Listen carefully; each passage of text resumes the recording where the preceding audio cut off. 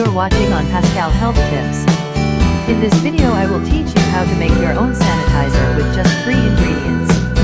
Don't forget to subscribe to my channel, like, comments, share and click the bell icon beside it to get notified anytime I upload a new video. Here are ingredients needed. 1.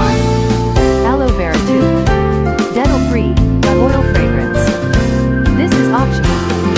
Firstly, take an empty bottle. Secondly, add 3 teaspoons of aloe vera into the bottle. Thirdly, add 2 teaspoons of dental into the bottle. Then if you have oil fragrance you can also add it. You can apply any measurements of your choice. Close the bottle immediately and shake well. Shake the bottle for at least 5 minutes. You're good to go to have your homemade hand sanitizer.